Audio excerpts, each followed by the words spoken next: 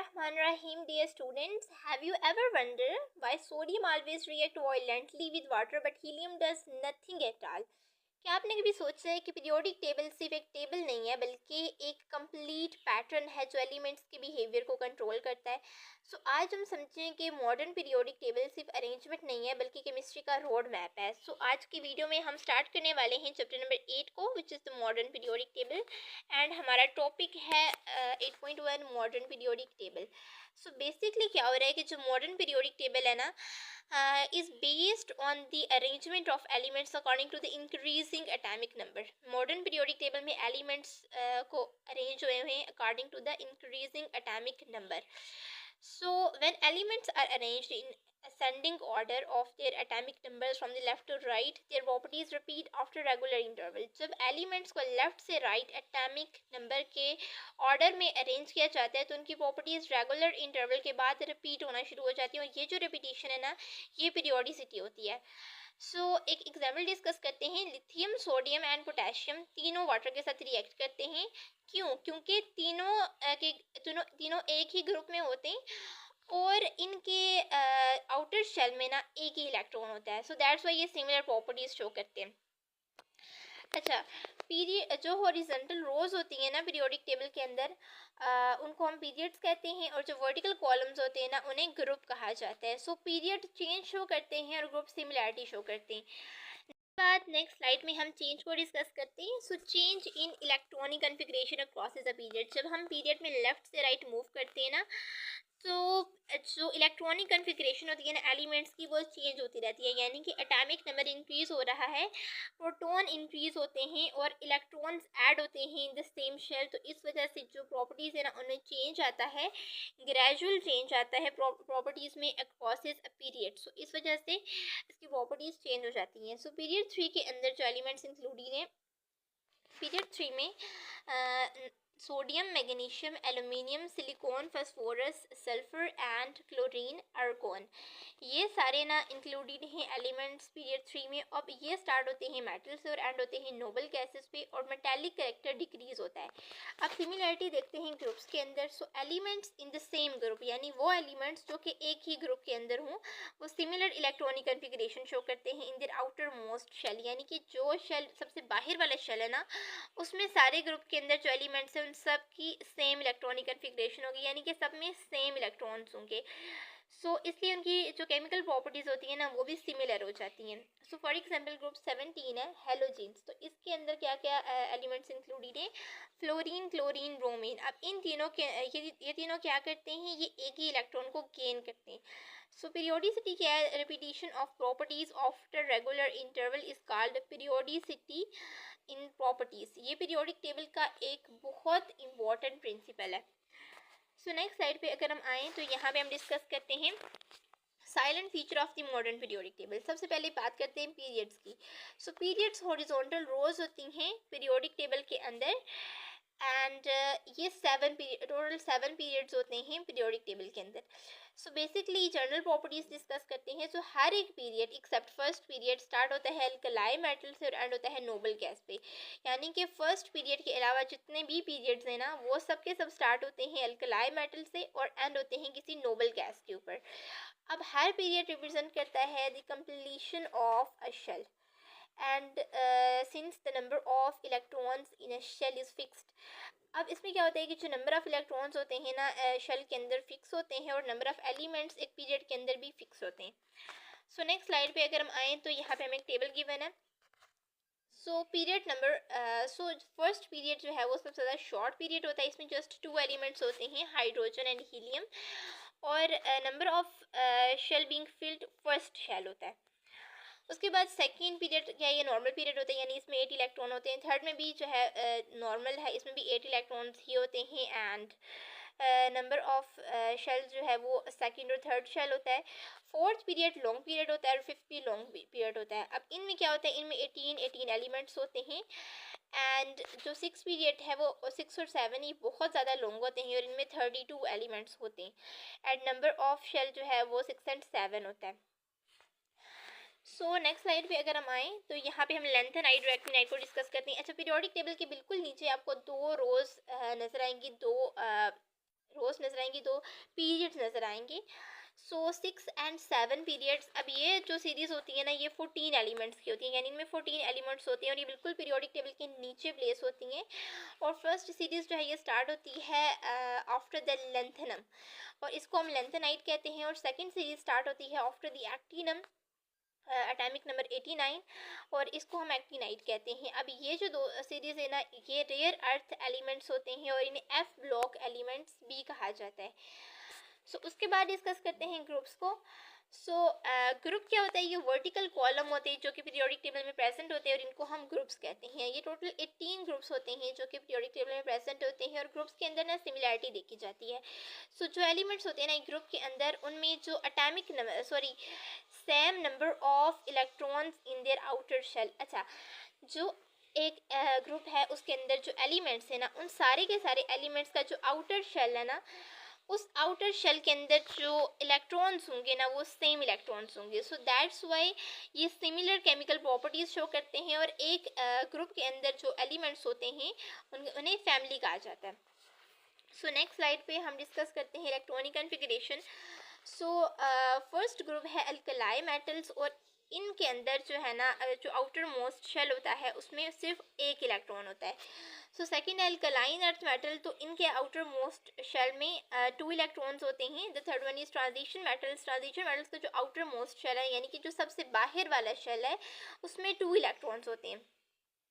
Similarly जो 13 group है boron family, इसमें जो पी शेल है, आउटर मोस्ट शेल, उसमें एक इलेक्ट्रॉन होता है। 14 कार्बन फैमिली में 2 इलेक्ट्रॉन्स होते हैं आउटर मोस्ट शेल में। 15 नाइट्रोजन फैमिली में 3 इलेक्ट्रॉन्स होते हैं। एंड 16 ऑक्सीजन फैमिली में 4 इलेक्ट्रॉन होते हैं आउटर मोस्ट शेल में। 7 हेलोजन फैमिली में 5 इलेक्ट्रॉन्स होते हैं आउटर मोस्ट शेल में। एंड नोबल गैसेस के केस में 6 इलेक्ट्रॉन्स होते हैं आउटर मोस्ट शेल के अंदर। अच्छा, उसके बाद हम डिस्कस करते हैं नॉर्मल एलिमेंट्स को। ग्रुप 1 to 2 एंड 13 to 17, ये जो एलिमेंट्स है ना, ये नॉर्मल एलिमेंट्स होते हैं। अब इन एलिमेंट्स में क्या होता है कि जो इनर शेल है ना, वो कम्प्लीटली फिल होता है, वाइल जो आउटर शेल है ना, आउटर मोस्ट शेल, वो इनकम्प्लीट होता है।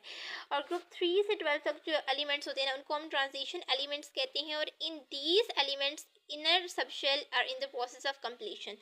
बेसिकली क्या होता है कि ग्रुप 3 से 12 तक के जो एलिमेंट्स हैं ना, उनमें जो डी सब शेल है ना, वो कंप्लीट नहीं होता। जब हम ग्रुप 3 से ग्रुप 12 की तरफ बढ़ते हैं ना, तो हर अगले एलिमेंट में एक एक इलेक्ट्रॉन डी सब शेल में दाखिल होता जाता है। इसलिए कहते हैं कि ये जो सब शेल है ना, इन द प्रोसेस ऑफ कम्प्लीशन है। और इसके अलावा एक अजीब चीज़ होती है इन एलिमेंट्स के साथ कि इनका जो सबसे बाहर वाला शेल है ना, एस शेल, वो सबसे पहले भर जाता है, और उसके अंदर वाला जो शेल होता है ना, डी शेल, वो खाली होता है। इलेक्ट्रॉन्स बाहर के बजाय अंदर वाले डी सब शेल को भरना शुरू कर देते हैं। दैट्स वाई ये inner sub shell in the process of completion होता है। उसके बाद हम डिस्कस करते हैं blocks in the periodic table. Elements are classified into the block based on the type of the subshell being filled. Blocks क्या है? इलेक्ट्रॉन्स के रहने की जगह। एस ब्लॉक में ना 2 इलेक्ट्रॉन्स होते हैं और ये ग्रुप 1 एंड 2 से बिलोंग करता है। जो पी ब्लॉक है ना, इसमें मैक्सिमम 6 इलेक्ट्रॉन्स होते हैं। एंड डी ब्लॉक के अंदर मैक्सिमम 10 इलेक्ट्रॉन्स होते हैं, और एफ ब्लॉक के अंदर 14 इलेक्ट्रॉन्स होते हैं। P block group 13 to 18 elements होते हैं। डी ब्लॉक 3 to 12 एलिमेंट्स होते हैं, यानी कि ट्रांजिशन एलिमेंट्स होते हैं। और एफ ब्लॉक जो है 2 रोज एट द बॉटम लेंथेनाइड और एक्टिनाइड्स होते हैं।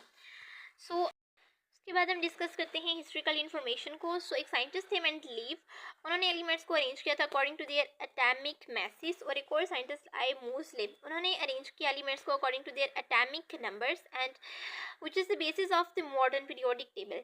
उसके बाद एक और साइंटिस्ट थे E.G. मेजरस, उन्होंने कलेक्ट किया 700 different version of the periodic table, और कुछ version rectangular, spiral, circular and triangular shape के अंदर थे।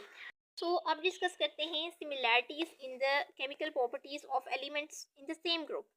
सो क्यों जो सैम ग्रुप के एलिमेंट्स होते हैं वो सिमिलैरिटीज़ शो करते हैं, उनकी केमिकल प्रॉपर्टीज सेम होती हैं। सो केमिकल प्रॉपर्टीज डिपेंड करती हैं आउटर मोस्ट इलेक्ट्रॉन पे, और अगर सेम ग्रुप है और सेम वैलेंस इलेक्ट्रॉन्स है तो ये सेम बिहेवियर शो करते हैं। So chemical properties depends on the mainly number of electron present in their outer most shell, यानी कि जो आउटर मोस्ट शेल है, सबसे बाहर वाला शेल है, उसमें जितने इलेक्ट्रॉन्स हैं। सो केमिकल प्रॉपर्टीज उस चीज़ पे डिपेंड करती हैं।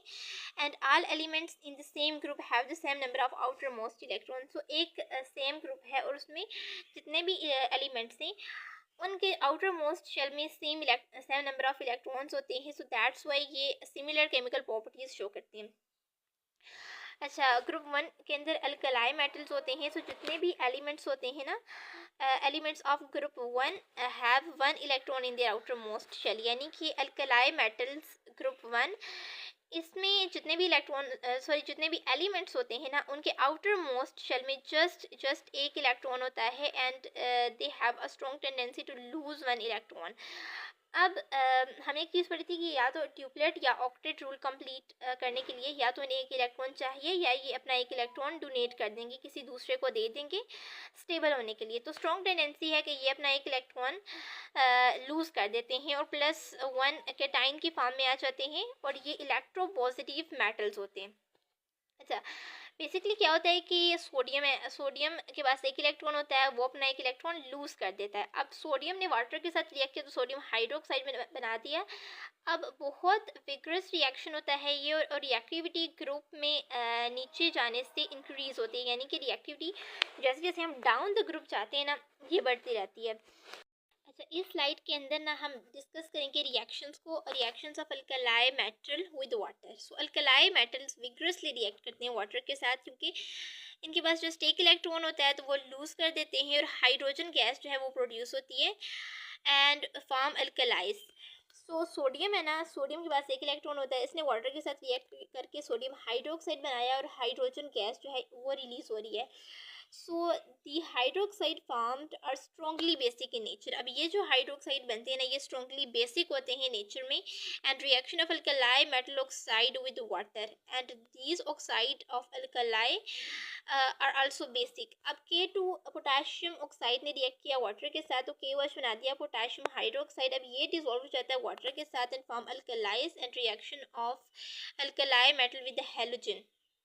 अच्छा, KOH जो है ये बेसिक होता है, और अगर अल्कलाइज का रिएक्शन होता है हेलोजन के साथ तो ये साल्ट बनाते हैं। So alkali metal react with the halogen to form halides. अब क्या होता है कि सोडियम ने रिएक्ट किया क्लोरीन के साथ तो सोडियम क्लोराइड बना दिया, यानी कि salt. So the reactivity of alkali metal increases down the group due to increase atomic size increase होता है। सो दैट्स वाई रिएक्टिविटी जो है ना वो इंक्रीज हो रही होती है डाउन द ग्रुप जैसे जैसे हम मूव करते हैं। उसके बाद हम डिस्कस करते हैं group two alkaline earth metals को। So elements of group two have 2 electrons in their outer most shell, यानी कि जो एलिमेंट्स होते हैं ना ग्रुप टू के, उनमें जस्ट 2 इलेक्ट्रॉन्स होते हैं उनके आउटर मोस्ट शेल के अंदर, and they tend to lose 2 electron to form +2 ions, यानी कि वो 2 इलेक्ट्रॉन्स भी वो लूज कर देते हैं और +2 की ऑक्सीडेशन स्टेट आ जाती है। एग्जाम्पल मैग्नीशियम की डिस्कस करते हैं। सो मैग्नीशियम के पास 2 इलेक्ट्रॉन्स थे, उसने वो 2 इलेक्ट्रॉन्स लूज कर दिए तो उसके ऊपर +2 की ऑक्सीडेशन स्टेट आ गई। Their tendency to lose electron increases down the group due to the atomic size increases. अब ये जैसे जैसे डाउन द ग्रुप मूव करते हैं ना तो ये इलेक्ट्रॉन्स लूज करते रहते हैं बिकॉज एटॉमिक साइज इंक्रीज होता है। उसके बाद डिस्कस करते हैं oxide of group two elements.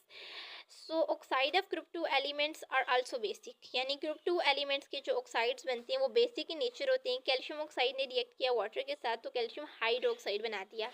अब ये बेसिक है in nature. So next slide में हम डिस्कस करेंगे ग्रुप 17। सो ग्रुप 17 हैलोजेंस होते हैं एंड एलिमेंट्स ऑफ ग्रुप 17, इनमें क्या होता है कि इनमें जो NS2 एंड NP5 कन्फिग्रेशन होती है in their outer most shell में, यानी कि जो आउटर मोस्ट शेल है ना उसमें 5 इलेक्ट्रॉन्स होते हैं। So they have strong tendency to gain one electron, यानी इन्हें अपना ऑक्टेट कंप्लीट करने के लिए जस्ट एक इलेक्ट्रॉन की ज़रूरत है, और वो एक इलेक्ट्रॉन जब इन्हें मिल जाएगा तो ये अपना ऑक्टेट कंप्लीट कर लेंगे और स्टेबल हो जाएंगे। सो इनको हम इलेक्ट्रोनेगेटिव एलिमेंट्स कहते हैं। ये इलेक्ट्रॉन्स को अपनी तरफ पुल करते हैं, खींचते हैं। ये बहुत ज़्यादा रिएक्टिव होते हैं, रिएक्टिव नॉन मेटल्स होते हैं, और ये साल्ट बनाते हैं। जब ये रिएक्ट करते हैं किसी मेटल के साथ तो साल्ट बनाते हैं, and therefore they are called halogens, salt formers. So alkali metals जो होते हैं ना, the reactivity of halogen decreases down the group. जैसे जैसे डाउन द ग्रुप हम मूव करते हैं ना, तो रिएक्टिविटी अल्कलाई मेटल्स की डिक्रीज हो जाती है। जैसे फॉर एग्जांपल कैल्शियम ने रिएक्ट किया क्लोरीन के साथ तो कैल्शियम क्लोराइड बना दिया। तो डाउन द ग्रुप जब जैसे जैसे हम मूव करेंगे ना पीरियोडिक टेबल में, तो रिएक्टिविटी हेलोजेंस की डिक्रीज होना शुरू होगी, कम होना शुरू हो जाएगी। सो नेक्स्ट स्लाइड पे अगर हम आएँ, यहाँ पे हम ग्रुप 16 को डिस्कस करते हैं, ऑक्सीजन फैमिली को। So elements of the group 16 have NH2NP4 configuration. So जो ग्रुप 16 के एलिमेंट्स होते हैं ना, उस केस में NH2 एंड NP4 कॉन्फ़िगरेशन होती है। सो ये क्या करते हैं, ये 2 इलेक्ट्रॉन्स को एक्सेप्ट कर लेते हैं। सो इन्हें 2 इलेक्ट्रॉन्स चाहिए कि वो ये अपना ड्यूप्लेट कंप्लीट कर सकते हैं। स्टेबल होने के लिए 2 इलेक्ट्रॉन्स की ज़रूरत है।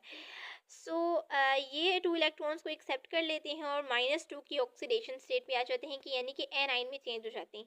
सो ऑक्सीजन ने 2 इलेक्ट्रॉन्स लिए, तो इसके रिजल्ट में O2 माइनस की फॉर्म में आ गया है, यानी कि एक एनाइन बन गया है। सो ऑक्सीजन बिहेव करता है as a strong electronegative element. ये बहुत ज़्यादा स्ट्रॉन्ग इलेक्ट्रोनेगेटिव एलिमेंट है, और ये इलेक्ट्रॉन्स को बहुत स्ट्रॉन्गली अपनी तरफ खींचते हैं। सो रिलेशन, उसके बाद हम डिस्कस करते हैं relationship between group number and charge of ion, यानी ग्रुप नंबर और उसके ऊपर जो चार्जेस होते हैं आयंस के ऊपर, उनका आपस में क्या रिलेशन होता है। सो फॉर्मेशन ऑफ केटाइन, जैसे जैसे हम मूव करते हैं ना left to right in the periodic table, so main group elements जो है ना वो केटाइंस बनाते हैं, और जो पॉजिटिव चार्ज होता है ना वो ग्रुप नंबर के इक्वल होता है। फॉर एग्जाम्पल ग्रुप 1 है तो +1 चार्ज है, ग्रुप 2 है तो +2 चार्ज है, ग्रुप 3 है तो +3 चार्ज है। So these charges correspond to the number of electrons in the outermost shell. So इसी तरह एनाइंस भी बनते हैं। सो फॉर्मेशन ऑफ एनाइंस क्या होते हैं कि जब पीरियोडिक टेबल के अंदर जो एलिमेंट्स होते हैं ना वो मूव करते हैं right side of the periodic table, right side elements होते हैं पे नेगेटिव आयंस होते हैं। So elements on the right side form anions. The negative charge is equal to the number of group always from the noble gases, यानी कि जो group 17 है ना उस पर -1 चार्ज होता है, क्योंकि वो एक इलेक्ट्रॉन को गेन करते हैं। ग्रुप 16 पे -2 चार्ज होता है, क्योंकि ये 2 इलेक्ट्रॉन्स को गेन करते हैं।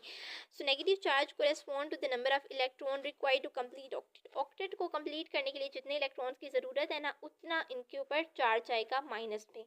सो एटम स्टेबल होना चाहते हैं और नोबल गैसेस कॉन्फ़िगरेशन के जैसे अपना ऑक्टेट कंप्लीट करना चाहते हैं, इसलिए ये इलेक्ट्रॉन्स को गेन करते हैं एंड अपना ऑक्टेट कंप्लीट कर लेते हैं, और उसी के रिजल्ट पे इन पे चार्ज आता है।